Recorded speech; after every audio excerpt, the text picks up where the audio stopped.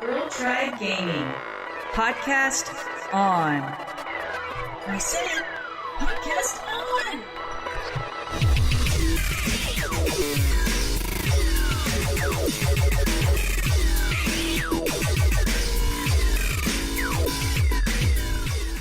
Hello and welcome to Girl Tribe Gaming, a podcast mostly about video games. I'm Zen. And I'm Jen. And welcome to episode 24.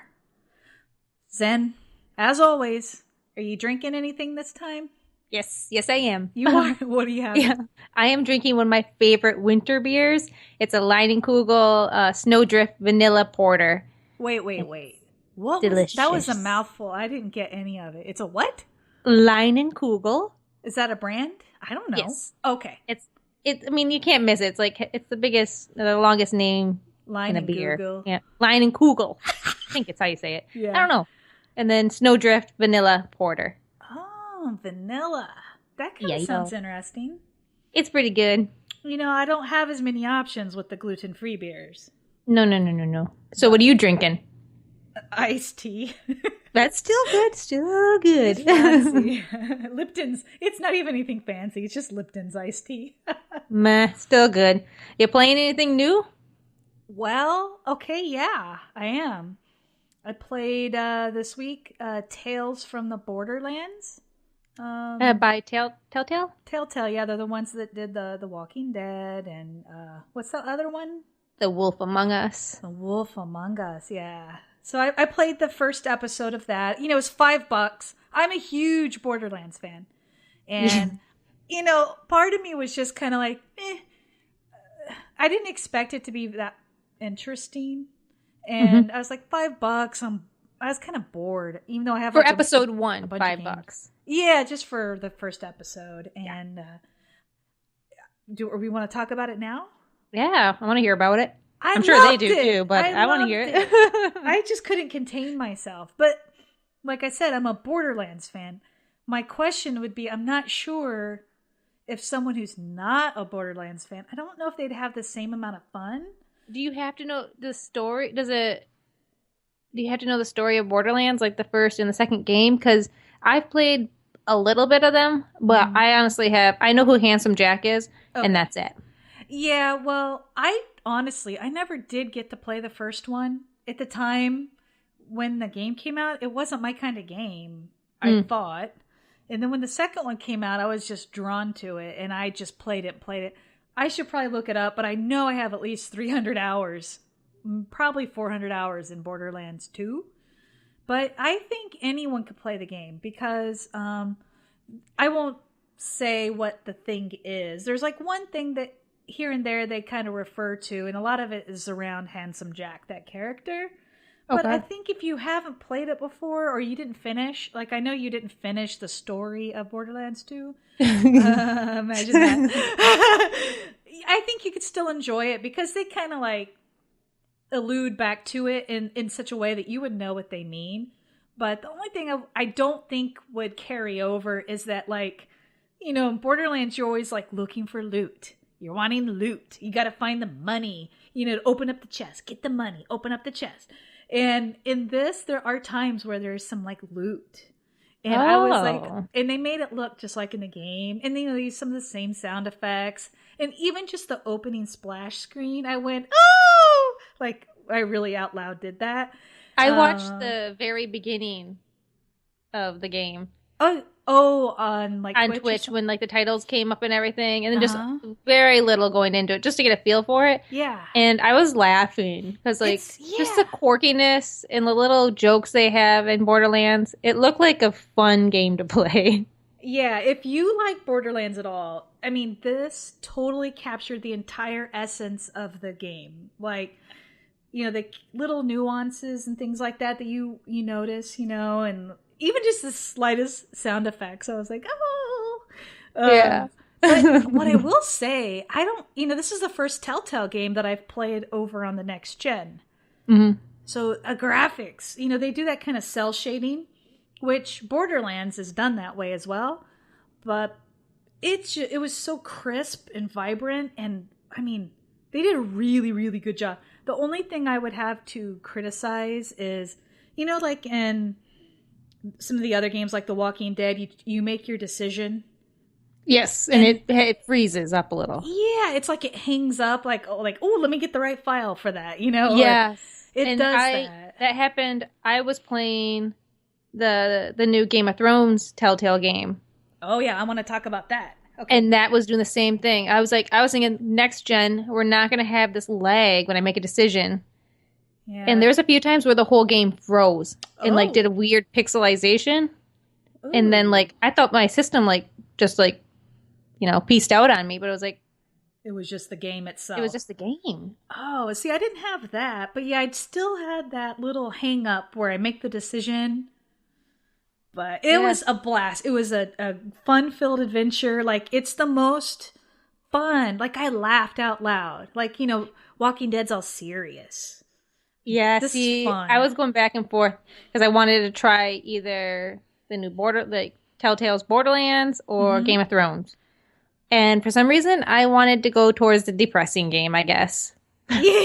So I've never watched the Game of Thrones show. I know people are hitting me with rocks right now. Yeah, I don't even know if I finished season 1, so somebody's probably throwing rocks at me too.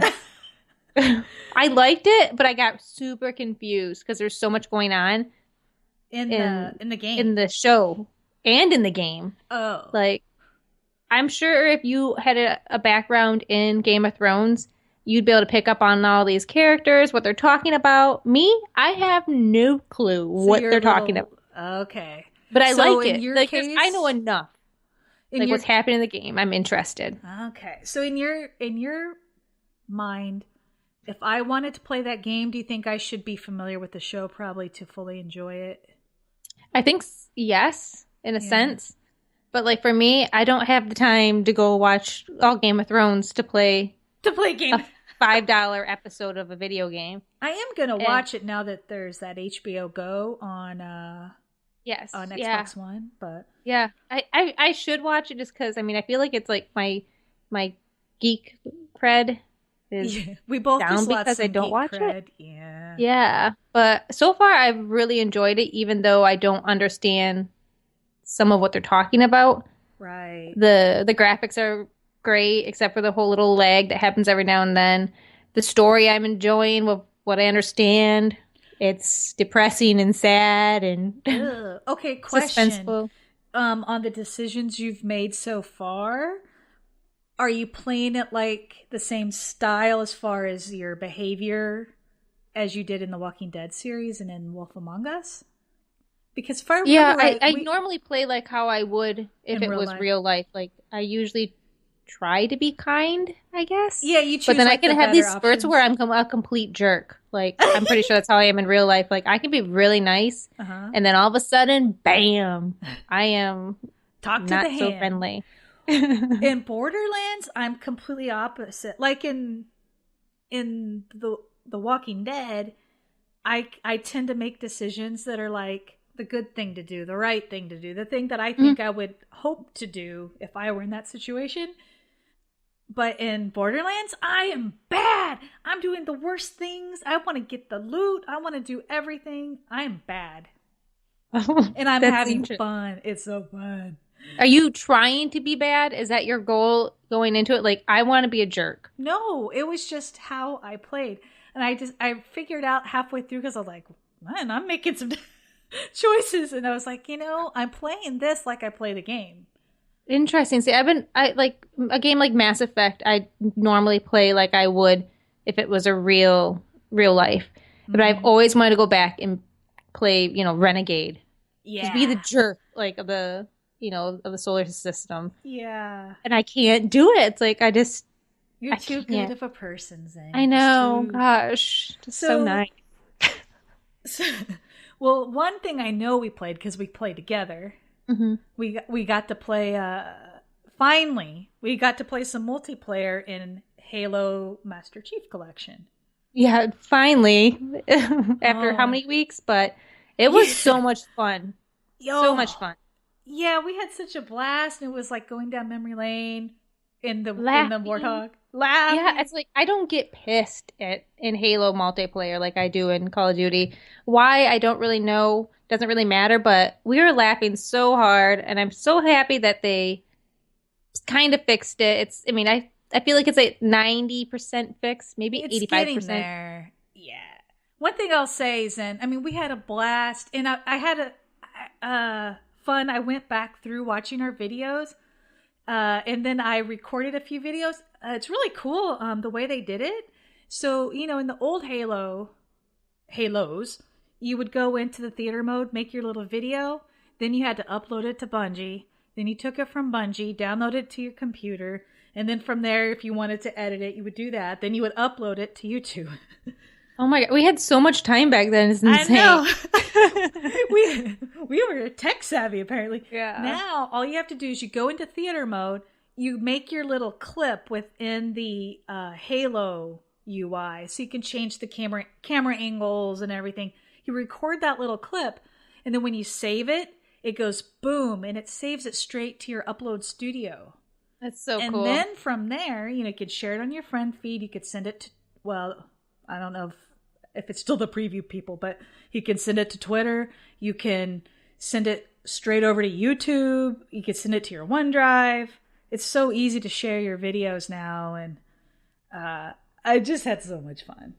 Yeah. Do you feel it's a little too late, even though the game is fixed, to have so many people just given up on it and moved on? Yeah, well, it's not totally fixed. As you can remember, we would get into one game pretty quick. Sometimes, though, it would split us up. Sometimes we would get on teams with like three against 5. Or the teams were unevenly balanced. Or we would be in a game, and then after that game, even if we stayed in the same lobby, we couldn't get matched, and we had to back out. And then when you back out, you don't stay in the same party, so then you have to remake your party, go back into the lobby. So they do have some work. Yeah, and I personally think that they've probably lost a huge chunk of people. Just because it came out, and there was so many other games coming out all around that same date. Yeah, they missed the hype. The hype, it was crazy hype. And everybody was so excited, and everyone was going to play. And I have been on quite a bit just trying to find people to play with that I know. I don't know, Zen. I think I have close to 200 people on my friends list. And like literally one night, there was like nobody playing. Yeah, I don't know how they're going to get people to come back either, like without having something like Clan Wars or they need to. I don't know how they're going to get people to come back and say, "Hey, try it again." I know. Yeah, I know they want to make it right, and I get it. Things happen, but I mean, this is a huge launch, huge disappointment. Like we were crazy having fun this weekend, and then it would just be like, "Aw," when it stopped. It was stop and go. Like it was literally like. Sometimes we'd have to spend 5-10 minutes just like getting the room started. And it just like deflates the fun factor. But I mean, I haven't looked into it a lot, but I was hearing reports of the developers getting death threats. Yeah, it's a video. Gamers need to calm down. I mean, it's a huge, I don't want to back them up, but it's like death threats. That's a little far. I do hope once they get it all working, maybe they do something special for us that bought it from day one. I think they're running a deal in December for like $15 off, but I don't know. We've already bought it, so that doesn't really. It doesn't help us. Yeah. I hope maybe they just do something. I don't know. They're going to have to give about some free maps out or some kind of in-game content to make people come back to the game. Or something. They'd have to redo a map because they already released all the maps. I'll probably screw that up too. But I don't know. I still like it. I'm having fun. I do feel like they missed that window of awesomeness. They just missed it, and I don't think they can get it back now. Nope. They definitely didn't honor Master Chief there. Master Chief would be probably pretty upset. He might be sending death threats. Yeah. That might be Master Chief. Yeah. I will say, though, the campaign stuff that I've played, it is really good. Yeah, so good. Well, we're both playing TellTale Games, Halo, and I'm sure we're both still playing a little bit of Destiny and Call of Duty. Oh yeah. But I know what you're getting at. What? Far Cry. Oh my gosh, I am still saying no to Far Cry. Like,